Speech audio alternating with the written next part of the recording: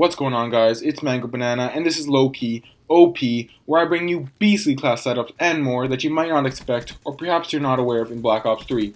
In today's episode, we have the Razorback.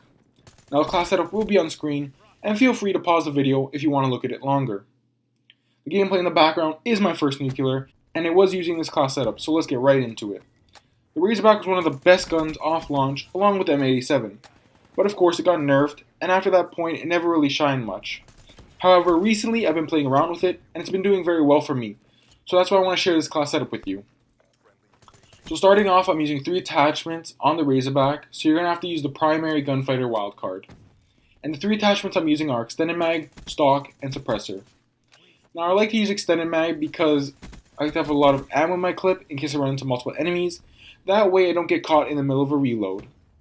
Next, I like to use stock because, in my opinion, it's the best attachment for SMGs by far in Black Ops 3.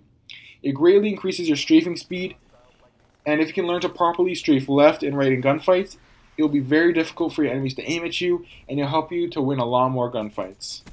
Now lastly, I have suppressor. Now suppressor might be a surprise because in Black Ops 3 they are very weak, and they greatly reduce your damage drop off. However, during my experience of using the Razorback with suppressor, it didn't seem to affect it to the point where I was losing a lot more gunfights where I would have won them if I didn't have suppressor on. I've also noticed in Black Ops 3, when I don't use the suppressor, I run into a lot of consecutive gunfights. And this is because when I kill enemies, I'm shown on the minimap, and they're going to know where I am.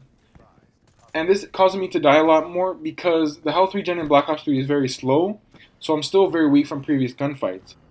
However, when I use the suppressor, it greatly reduces these consecutive gunfights because I remain stealthy and I'm not shown on the enemy minimap. So moving on to the tactical and lethal grenades, I'm using a concussion and a semtex, and I like to use these because of their utility in the game.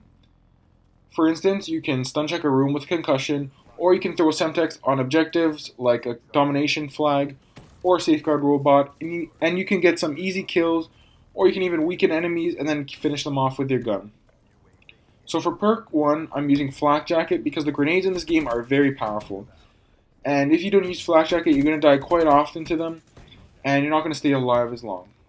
So for perk 2, I'm using Scavenger because the main focus of this class setup is the Razorback, so you don't want to be picking up guns off the ground, and Scavenger allows you to replenish your ammo and to keep using the Razorback.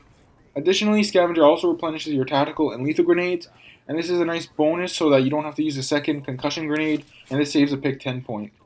Now lastly, for perk 3, I'm using Tac Mask. Similar to Flak Jacket, it helps you to stay alive longer because when you're hit by tactical grenades such as concussions, flashbangs, or shock charges, you're put at a great disadvantage and you're often going to lose those gunfights.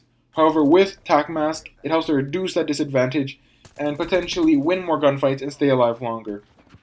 So that has been the class setup for today, guys. I hope you enjoyed the video. Leave a comment below on what gun you think is low-key, OP in Black Ops 3.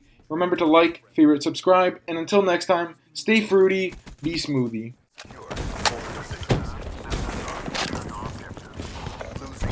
UAV on